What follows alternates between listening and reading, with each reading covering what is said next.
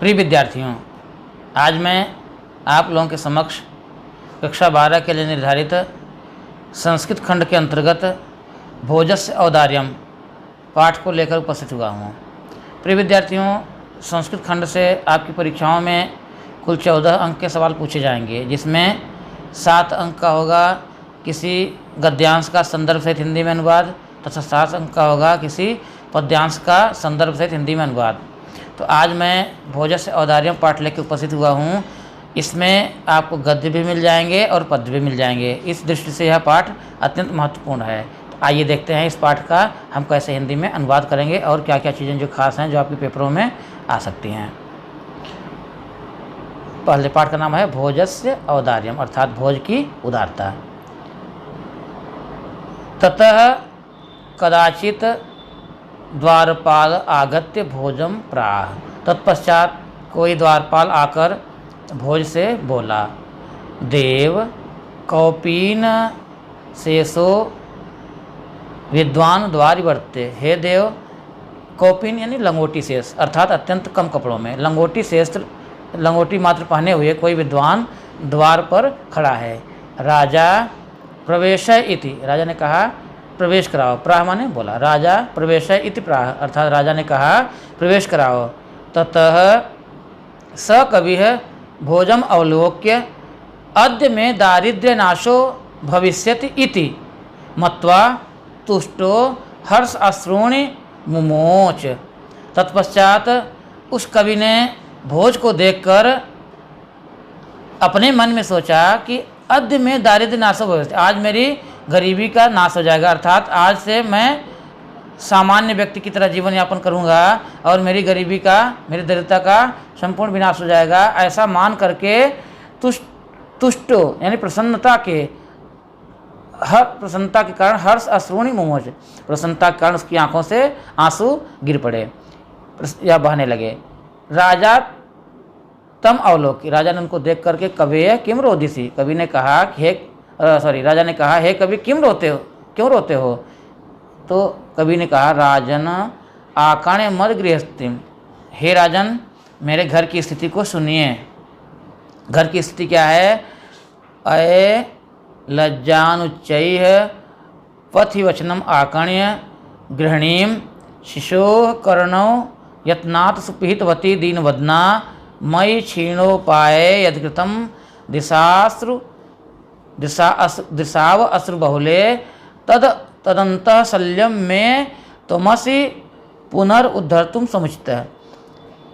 उन्होंने कहा, उस कवि ने कहा कि हे राजन, जब मैं रास्ते में आ रहा था तो रास्ते में खील बेचने वाले ने ऊंचे स्वर में बोला, ऊंचे स्वर में कहा, खील ले लो, लज्जई है उच्चई स्वरम, यानी ऊंचे स्वर में उसने कहा कि खील ले लो, अर्थात लावे ले लो, खील ले लो। वचनम आकणे, उसके वचन को सुन करके मद गृहिणी यानी मेरी पत्नी ने शिशोह कर्णौ, बच्चों के कानों को यत्नपूर्वक बंद कर लिया और दीन वदन से अश्रुपूरित नेत्रों से मेरी तरफ देखा तो उसके अश्रु दिशास बोले यानी आंखों में आंसू भरते हुए, है ना।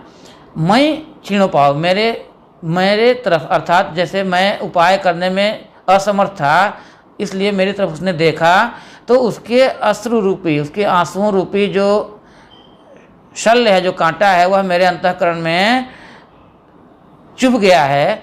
उसको निकालने में त्वमसि पुनरुद्धर्तुम, उसको निकालने में आप ही समर्थ हैं, इसलिए मेरे आंखों में आंसू आ गए।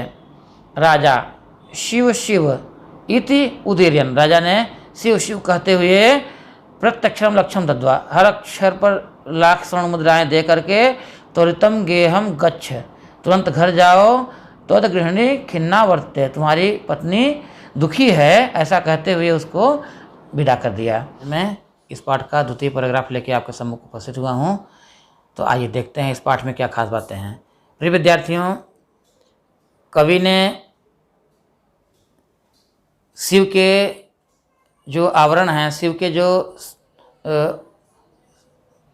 जो पहचान है, शिव के जो विशेषण हैं, उन विशेषणों को बहुत अच्छी तरह से अपने इस श्लोक में समाहित किया है और इसकी इस चतुराई से राजा अत्यंत प्रसन्न होते हैं।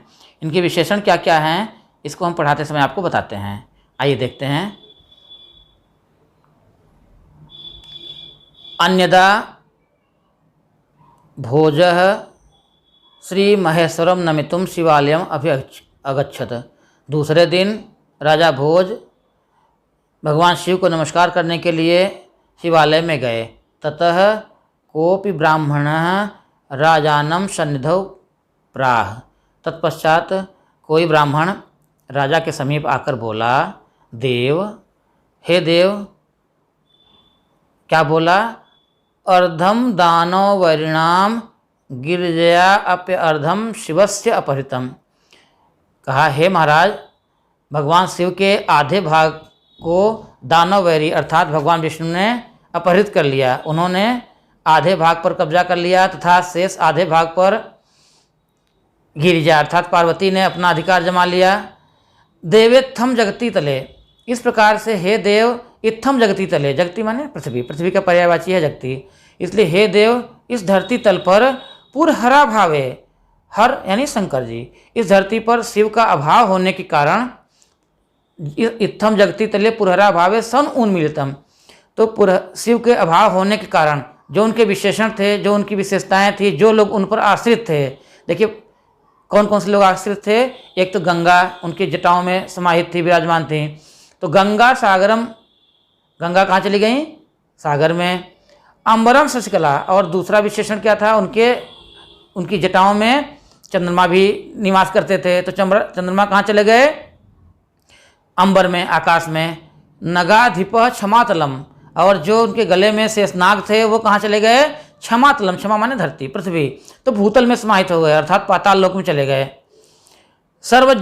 सर्वज्ञत्वम अधिश्रोत्तम तम आगतः। और हे राजन, चूँकि भगवान शिव संपूर्ण ज्ञान के सागर थे, संपूर्ण ज्ञान के भंडार थे, और सर्व अधीश्वर, अधीश्वरता यानी सब कुछ देने में समर्थ, संपूर्ण धन वैभव उनके अधीन था। इसलिए उनका ज्ञान और यानी अर्थात उनकी सर्वज्ञता और उनकी जो संपन्नता थी, जो संपूर्ण वैभवशाली उनका स्वरूप था, वह स्वरूप आप में समाहित हो गया।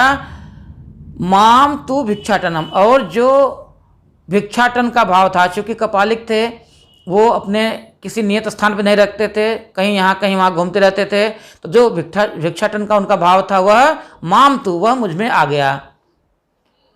पूरे छंदकार देखिए बच्चों कि भगवान शिव के आधे भाग पर भगवान विष्णु का कब्जा हो गया अर्थात विष्णु ने आधे भाग को अपना लिया तथा शेष आधे भाग को गिरिजा अर्थात पार्वती ने कब्जा कर लिया। इस प्रकार से हे राजन, इस पृथ्वी पर भगवान शिव का अभाव होने के कारण उनके जटा में विराजमान, उनके बालों में विराजमान गंगा सागर में तथा शशिकला अर्थात चंद्रमा अंबर में चला गया।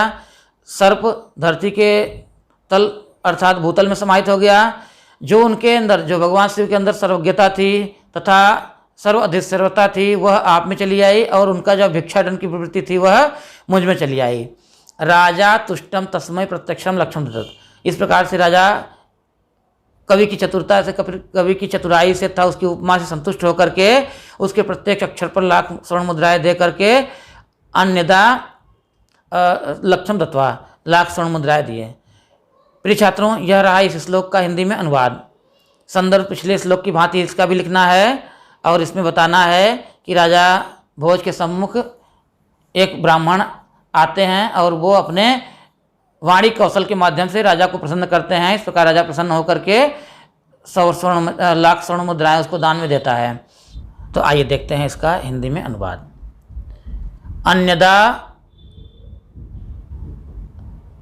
राजा समुपस्थिताम सीताम प्राह।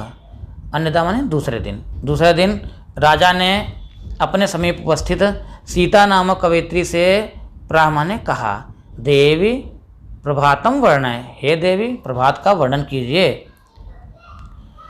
अब देखिए सीता ने कैसे प्रभात का वर्णन किया, बड़ा ही मनोरम इसमें चित्रण है। आप लोग ध्यान से देखेंगे तो यह बातें बड़ी अच्छी तरह समझ में आ जाएंगी। एक रूपक बनाया इन्होंने, विरल विरलाह स्थूल तारा कला इव सज्जनाह।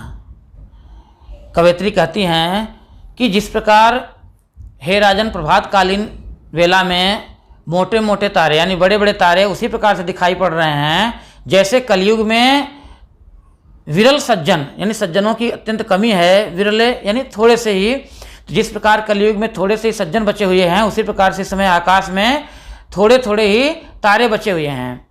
मन यु मुनेह सर्वत्र इव प्रसन्न भू नभ, और जिस प्रकार मुनियों का मन निर्मल होता है, प्रसन्न होता है, निर्मल होता है, उसी प्रकार से सर्वत्र ही यानी सभी प्रकार से सभी ओर प्रसन्न भू नभ, सभी प्रकार से आकाश में उजाला फैल रहा है, रोशनी फैल रही है। अपसरति च ध्वांतम चित्त असतम्यु दुर्जना, और अपसरत च ध्वांतम, ध्वांतम मीन्स अंधेरा, जैसे, और हे राजन अंधेरा उसी प्रकार से दूर भाग रहा है जैसे सताम इव चित्तम सताम इव, जैसे सज्जनों के चित्त से दुर्जनों का स्वभाव यानी दुर्जन व्यक्ति जैसे सज्जनों के चित्त से हट जाते हैं, वैसे ही इस समय अंधेरा पूरी तरह से भागा जा रहा है, दूर होता चला जा रहा है। आगे देखते हैं बच्चों। ब्रजति च निशा क्षिप्रम लक्ष्मी इव अनुद्यमिन, और निशा माने रात, क्षिप्र माने शीघ्रता से, और रात इस समय शीघ्रता से उसी प्रकार भागी जा रही है जिस प्रकार से अनुद्यमी पुरुष की लक्ष्मी, अर्थात हे राजन इस समय आकाश में इस मोटे मोटे तारे अत्यंत कम मात्रा में दिखाई पड़ रहे हैं, उसी प्रकार जैसे कलयुग में सज्जनों की अत्यंत कमी हो गई है और आकाश मुनियों के मन के समान निर्मल होता जा रहा है, तथा सज्जनों के मन से जिस प्रकार दुर्जन हट जाते हैं उसी प्रकार से अंधेरा छटता चला जा रहा है, आकाश से अंधेरा हटता चला जा रहा है। और जिस प्रकार से रात्रि उसी प्रकार से भागी जा रही है जैसे अनुद्यमी पुरुष की लक्ष्मी, अर्थात जो व्यक्ति उद्यमहीन होता है, परिश्रमी नहीं होता है, उसकी धन संपत्ति नष्ट हो जाती है, उसी प्रकार से इस समय सूर्य की रोशनी के आने से पूर्व ही अंधेरा पूरी तरह से भागा जा रहा है। राजा तस्मय लक्ष्यम दत्वा, राजा उसको भी 1,00,000 स्वर्ण मुद्राएं दे करके विदा करते हैं। प्रिय छात्रों, यह रहा आपके तीसरे छंद का हिंदी में अनुवाद। अब मैं चौथे श्लोक के संबंध में आपसे चर्चा करता हूँ। प्रिय विद्यार्थियों, इस चौथे श्लोक में भोज के मित्र कालिदास, भोज अपने मित्र कालिदास से कहते हैं कि हे मित्र, अब देखते हैं क्या कहते हैं इसमें।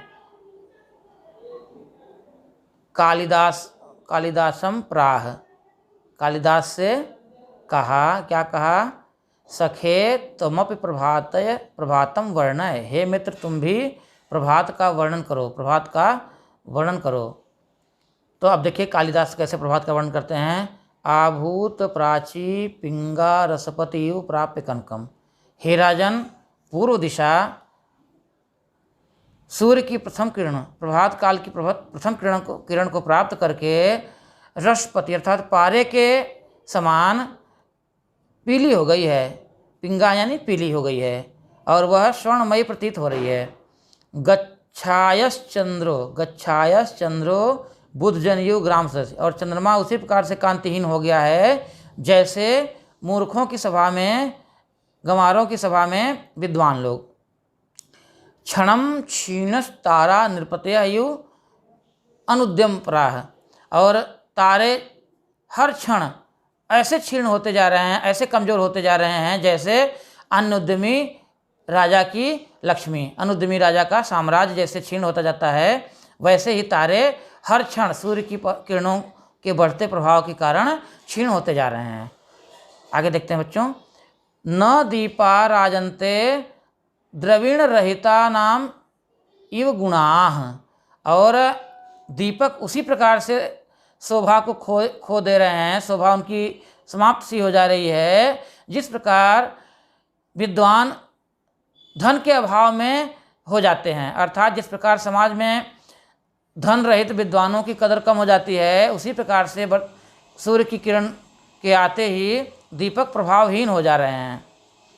प्रिय छात्रों, इसी श्लोक से मिलता जुलता भर्तृहरि ने भी अपने नित्य शतक में लिखा है कि सर्वैः गुणः कांचनम आश्रयन्ति, अर्थात सभी गुण धनवानों के पास ही पहुंच जाते हैं। यहाँ देखा जाता है कि जिसके पास संपत्तियाँ होती हैं उसकी समाज में इज्जत होती है, वही सरदार बन जाता है, वही मुख्य अतिथि बन जाता है। तो इसी प्रकार से जिस प्रकार धन के अभाव में सज्जनों की हालत हो जाती है या गुणवानों की हालत हो जाती है, गुण की हालत हो जाती है, वैसे ही दीपक प्रभात काल में प्रभावहीन होते जा रहे हैं। आगे देखते हैं, राजा अति तुष्टः तस्मै प्रत्यक्षरम लक्ष्यम ददौ। इस प्रकार से कालिदास के द्वारा प्रभात काल का वर्णन किए जाने के पश्चात राजा उनसे अत्यंत संतुष्ट हुए और प्रत्येक अक्षर पर 100 स्वर्ण मुद्राएं उनको दान किए। प्रिय छात्रों, यह रहा इस पाठ का हिंदी में अनुवाद। इससे संबंधित लेखन सामग्री हम आपको भेज चुके हैं। उस लेखन सामग्री को अपनी उत्तर पुस्तिका में उतारिए, तत्पश्चात इस अनुवाद को देखिए और इस पाठ को कंठस्थ करिए। यह पाठ परीक्षाओं की दृष्टि से अत्यंत महत्वपूर्ण है। घर में रहिए, सुरक्षित रहिए। बहुत बहुत धन्यवाद।